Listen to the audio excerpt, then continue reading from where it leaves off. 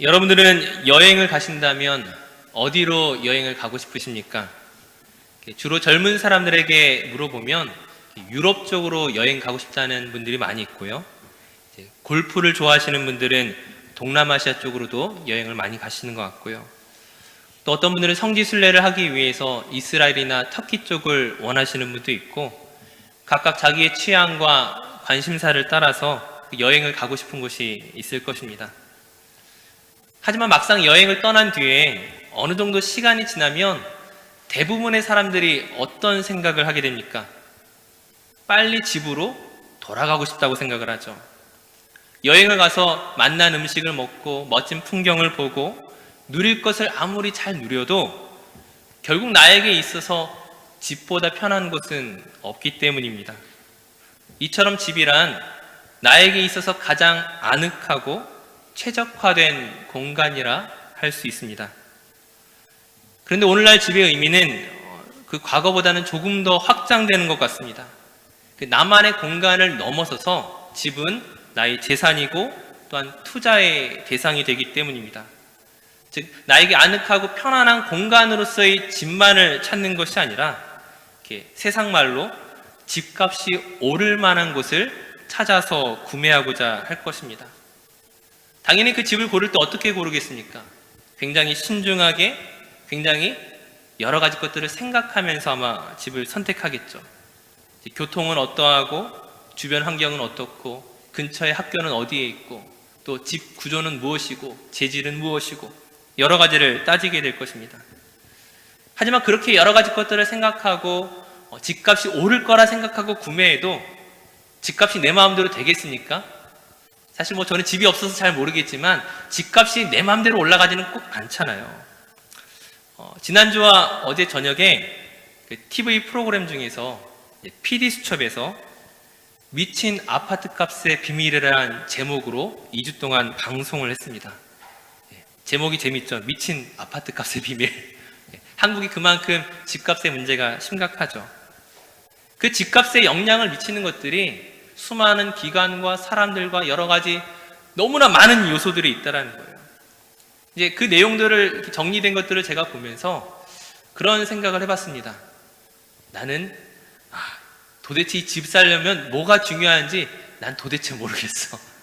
나는 아직 이거는 관심이 아닌 것 같아. 그런 생각을 했어요. 집값을 움직이는 데 있어서 무엇이 중요한지 도무지 알 수가 없습니다. 하지만 그런 저도 어떤 땅만큼은 절대로 사면 안 된다는 것을 알고 있습니다. 혹시 그 땅이 어떤 땅인지 아시겠습니까? 한국에 있는 땅이 아니고요. 호주에 있는 땅도 아닙니다. 바로 2600년 전에 예루살렘 근처에 있는 아나도시라고 하는 땅만큼은 절대 사면 안 된다는 것을 아무리 모르는 저도 알 수 있다는 거예요. 이제 오늘 그 이야기를 하려고 땅 이야기를 했습니다.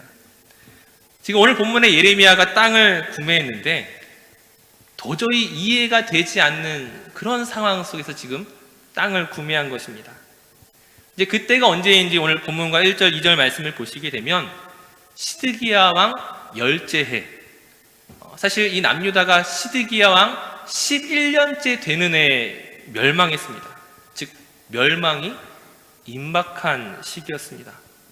더구나 지금 이 상황에서도 바벨론의 군대가 이 예루살렘 성을 둘러싸고 있어요. 지금 남유다가 애굽이나 다른 나라에 어떤 도움을 요청하지 못하도록 꽝꽝 묶고 있다는 것입니다. 이제 정치적으로는 이렇고요. 예레미야 개인의 상황은 또한 어떻습니까? 지금 예루살렘 성의 멸망을 예언했다는 이유로 지금 그는 왕의 궁중에 있는 시위대 뜰에 갇혀 있는 상태였습니다. 이런 상황을 보면서 제가 먼저 드는 생각은 사실 하나님께서 예레미야를 통하여 이 남유다를 바벨론의 손에 붙이시겠다라고 말씀하셨는데 사실 이미 예언이 거의 실현되는 그 징조가 이미 다 이루어져 있다는 거예요. 지금 유다의 운명은 마치 바람 앞에 등불처럼 위태롭게 짝이었습니다. 근데 이런 상황 속에서 여전히 시드기야 왕은, 이 남유다의 왕은 그 예레미야의 입을 막으려고 애쓰고 있다는 거예요. 그런 시드기야의 모습을 보면서 우리가 무엇을 느낄 수 있습니까?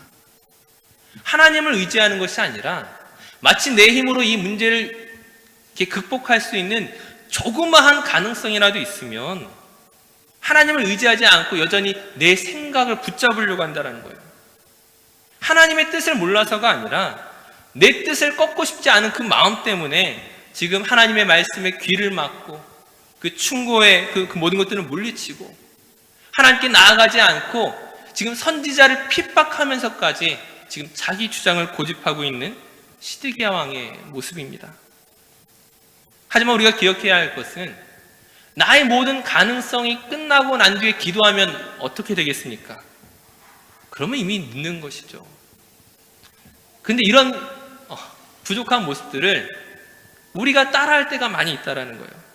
기도는 우리의 마지막 방법이 아니라 사실 우리의 첫 번째 방법입니다. 내가 할 수 있는 모든 것들을 다 하고 난 다음에 실패하고 난 다음에 하나님을 찾는 것이 맞는 것이 아니라 사실 그 모든 상황에서 첫 번째로 하나님을 찾아야 되는 것이 바로 기도입니다. 하지만 시드기야는 지금 어떻습니까? 마지막까지도 하나님을 외면하고 기도하지 않고 자기 생각을 고집하다가 지금 멸망길로 지금 흘러가고 있다는 것이죠. 아무튼 국가적으로 개인적으로 지금 너무나 심각한 위기 상황인데 지금 바로 이런 상황 속에서 예레미야가 땅을 구입하는 것입니다. 도저히 이해할 수 없는 타이밍이죠. 오늘날로 말하면 지금 이 땅 문서는 휴지 조각과 마찬가지입니다. 이와 같은 사실에 대해서 예레미야라고 왜 몰랐겠습니까? 오히려 자신이 그동안 해왔던 말들, 그 모든 선포로 말미암아 지금 이 땅을 구입한다는 것이 얼마나 말도 되지 않는 상황인지 본인 스스로가 그 누구보다 잘 알고 있었습니다. 사실 거짓 선지자들은 예루살렘 성이 결코 멸망하지 않을 것이다 그렇게 예언했지만 아마 그들조차도 예루살렘의 평화를 예언했던 사람들조차 사실 그 땅을 사지 않을 만한 그 시기에 지금 예레미야는 땅을 구입하고 있는 것입니다. 그가 그렇게 하는 이유가 무엇 때문이겠습니까? 하나님의 명령 때문이죠. 그 숙부 살롬의 아들 하나멜이 그 아나돗에 있는 밭을 팔러 올 것인데 네가 그 밭을 사라고 말씀하셨기 때문입니다. 물론 예레미야도 이해되지 않습니다. 이것이 옳다라고 생각하지 않아요. 이 모든 위기적인 상황 가운데서 합리적인 판단이 아닌 것을 알지만 그러나 하나님의 그 계시의 말씀을 따라 그가 순종하며 행동하는 것입니다. 먼저 우리 오늘 본문 7절 말씀을 한번 같이 읽도록 하겠습니다.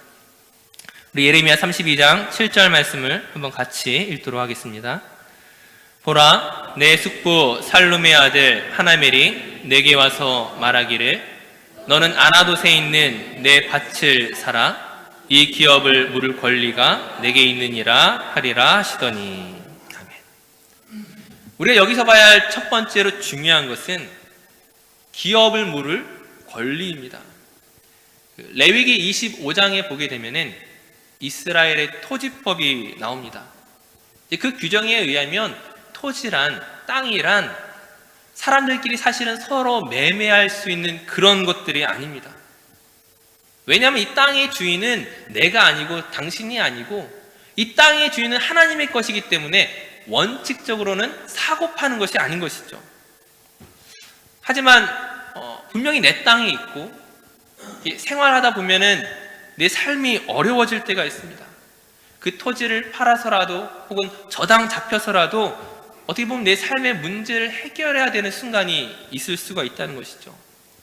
이제 그런 순간들이 왔을 때 무분별하게 땅이 팔리지 않도록, 즉 하나님께서 이스라엘 12지파에게 그 땅을 분배해 주셨는데 이 땅의 정체성이 흔들리지 않도록 하나님이 어떤 것들을 제안하신 거예요. 땅을 팔되 전혀 모르는 사람에게 파는 것이 아니라 다른 사람에게, 다른 지파에게 파는 것이 아니라 우선적으로 그 우선순위를 정해서 내 형제와 친척과 내 지파 안에서만 땅을 팔 수 있도록 이 모든 것들을 정하셨다는 것입니다. 그러므로 지금 오늘 본문의 상황은 어떤 상황입니까? 예레미야의 사촌이었던 지금 하나멜이 어떤 이유인지는 알 수 없지만 어떤 경제적인 어려움이 있던 그때에 지금 자기 땅을 팔고자 하는데 그 순서가 예레미야가 되었다는 것입니다. 이제 예레미야가 그 기업을 물을 권리를 받게 되었는데 이제 그 권리를 행사하지 않을 수도 있고 아니면 다음 사람에게 넘길 수도 있는 것입니다.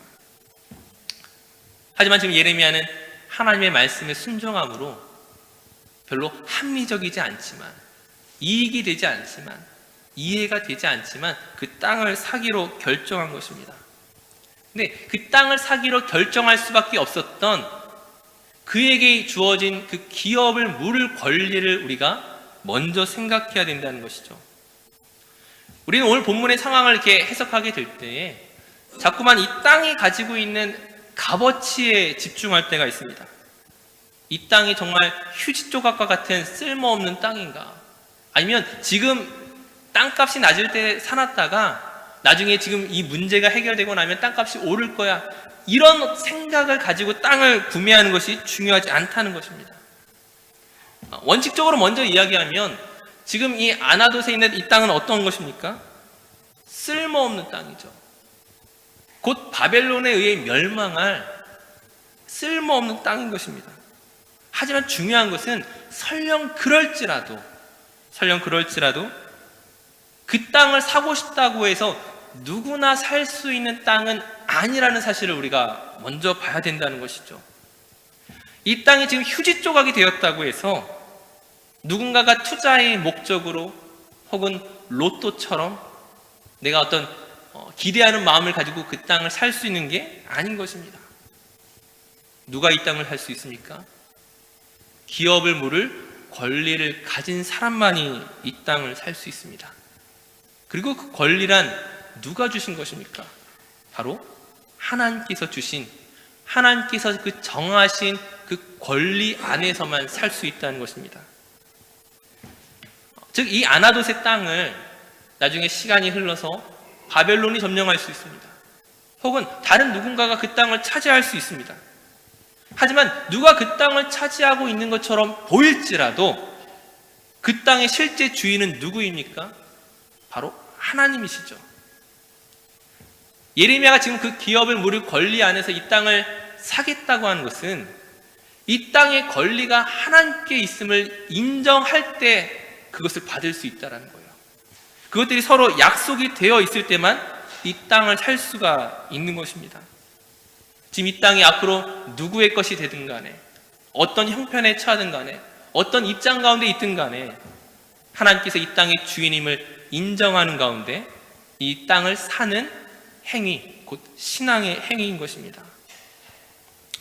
그리고 이제 12절 이하를 보시게 되면 유다의 모든 사람들 앞에서 매매 증서를 전달합니다. 증서를 써서 임봉하고 증인을 세우고 은을 지불하고 법과 규례대로 그 모든 매매 절차를 이행하면서 이 바룩이라는 사람에게 보내서 이 문서를 오랜 기간 동안 보존하도록 명령하고 있습니다. 이 모든 과정을 통해 사실 나타내고자 하는 것이 무엇이겠습니까?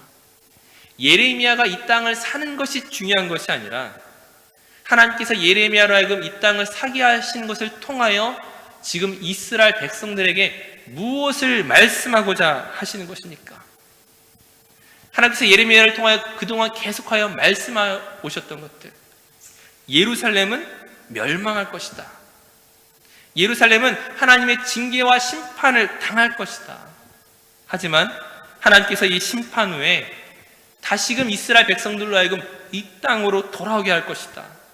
그들이 누렸던 번영과 평화를 다시금 이루시겠다라는 약속 가운데 지금 이 땅을 사는 그 모든 일들을 행하게 하신 것입니다. 예레미야 29장 10절 말씀을 보게 되면 하나님께서 이렇게 말씀하셨습니다. 여호와께서 이와 같이 말씀하시니라. 바벨론에서 70년이 차면 내가 너희를 돌보고 나의 선한 말을 너희에게 성취하여 너희를 이곳으로 돌아오게 하리라.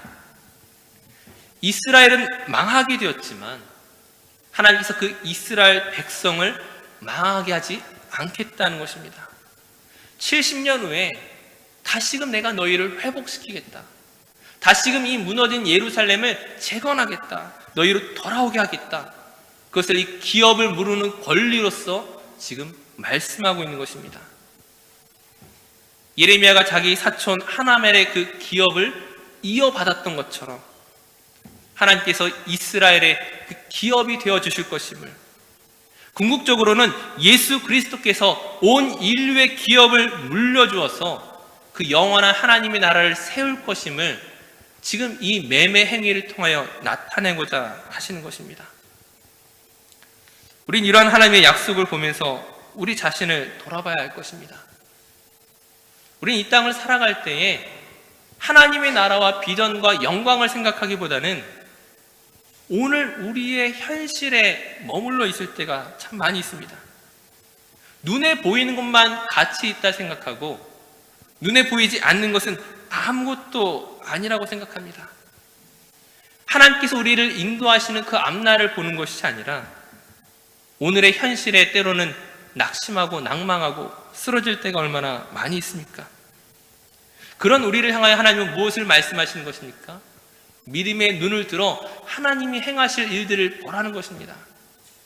히브리서 11장에 믿음은 바라는 것들의 실상이요 보이지 않는 것들의 증거니라고 약속하셨던 것처럼 우리가 믿음의 눈을 들어서 지금의 현실 뒤에 있는 하나님께서 우리를 이끌어 가실, 우리를 만들어 가실, 우리를 회복시키실 그 나라와 영광을 함께 볼 것들을 우리에게 말씀하고 있는 것입니다.